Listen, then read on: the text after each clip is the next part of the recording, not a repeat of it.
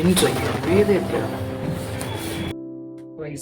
இன்றைய வேதத்தில் இசைக்கிழமை தீர்க்கதரிசனம் 59ஆம் அதிகாரம் இதோ ரட்சிக்கப்படாத கை குறுகி போவது, கேட்கக்கூடாதது செவிகள் முந்தன்.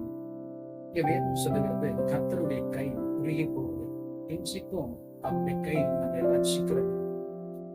வேதத்துல நம்ம வாசிப்போம் என்று சொன்னால், மார்க்கு சுவிசேஷம் 1ஆம் அதிகாரத்துல இயேசு கிறிஸ்து கலிலேயா தேசத்துல தேவாலயங்களை பிரசங்கம் பண்ணி கொண்டிருக்கும்போது குஷ்டரோகி அவரிடத்துல கிடந்து முழங்கால் பண்ணிட்டு, இந்தவரை என்னை சுத்தமாக்க இந்தவரை உன்னால் ஆகும் சுத்தம் உண்டு அப்படின்னு சொல்லி ஆண்டவரத்துல கேட்கப்படுது. 46ஆம் வசனம் எப்படியா சொல்லுகிறது, இயேசு மனதுறங்கி கையை நீட்டி அவனை தொட்டு எனக்கு சுத்தம் உண்டு, நீ சுத்தமாக இருந்துச்சு.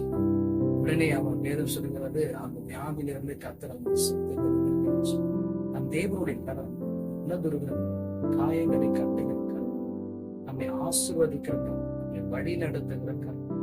விதத்துல யோபு சொல்றாரு, அவர் காயப்படுத்தி காயம் கட்டுகிறது, அவருடைய கை அடிக்கிறது, அவரே ஆட்சிக்குவார். இந்த நாட்களில் மாய்க்கிறது கர்த்தருடைய கரம் ஒரு மனுஷனுடைய இருக்க வேண்டும் சொன்னோம். நீ நமக்கு வந்தான காரியங்கள் வாய்க்கச்சு, நம்முடைய பலவீனங்களை நம்முடைய குறைவுகளை எகமையா சொல்றாரு, கர்த்தருடைய கரம் என் மேல் நன்மையா இருந்துச்சு. எஸ்ரா அதைதான் சொன்னான். இந்த நாட்டில் இதை கேட்டுக்கொண்டிருக்கிற நம்முடைய கர்த்தருடைய கரம் என்று சொன்னார். இது மட்டும் நடத்தின இந்த கர்த்தருடைய கரம் இனியும் நம்ம தொடர்ந்து இந்த வார்த்தை நிமித்தம் நம்ம நடத்துகிறோம்.